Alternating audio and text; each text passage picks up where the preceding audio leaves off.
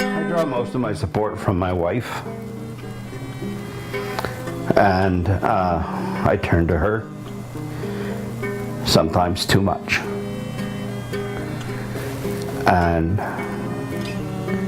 so I also try and draw support from talking to others, motivating others, and that helps to motivate me. Family. No question about it. Family first. My wife first and my kids. Yeah. My wife, Jean, who's a registered nurse, has done a lot of oncology courses and that sort of thing, has been just a rock of Gibraltar for me, because she tended to get me out of my depressions, if you will. They weren't significant depressions, but my periodic bouts of oh woe is me. She got me out of those pretty darn quickly, and the rest of my family rallied around as well. One of the things I'll have to say is that having Olivia's support, she'd be the one to go on that internet and spend hours going through the websites and finding the information.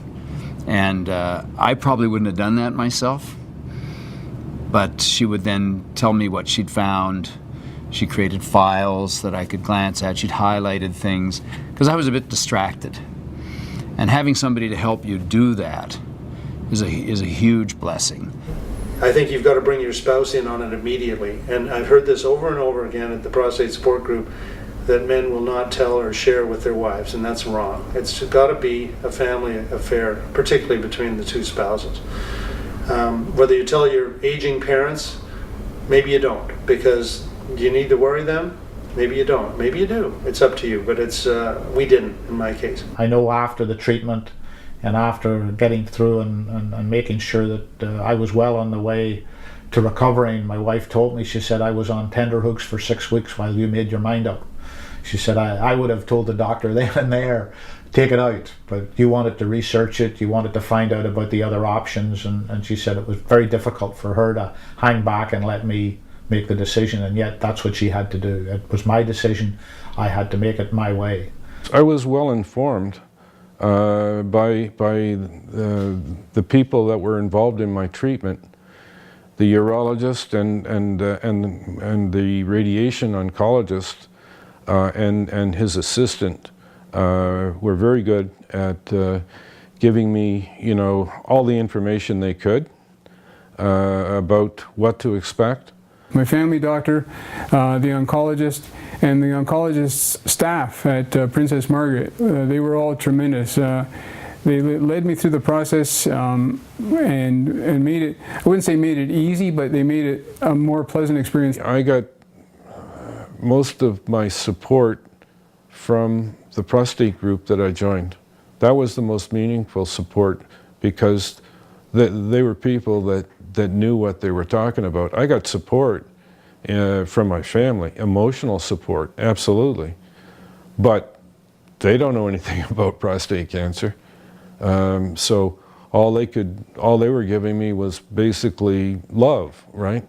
And but what I needed was assurance and something to relieve the anxiety, and I got that from the prostate group that I joined. I would say the prostate support group was the best thing I did.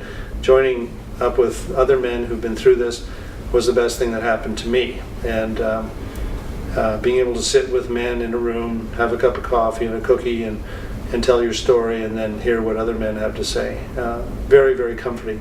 In terms of reaction, now that I found interesting, I would say of the first, because afterwards I did keep a tab of it, of the first 50 or 55 people that I told that I had been diagnosed with prostate cancer,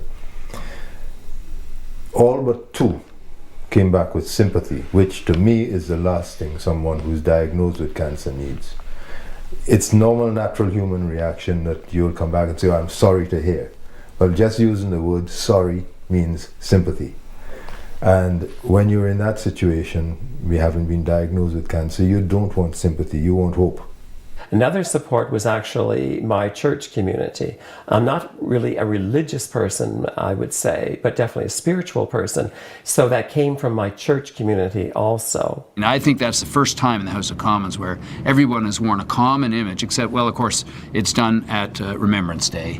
It's done for White Ribbon Day. It's done for, there are those occasions. But these ties were very visible.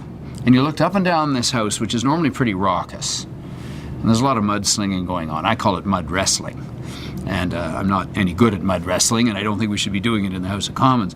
But everybody put that aside, and there's these beautiful blue scarves and ties. And then speeches being made from each party. And it was very moving, because it was my first day or two back in the House after my announcement. And that it certainly brought the emotions forward. And I was thinking of my dad, very much so, at that time. I know he was with us, too, in spirit.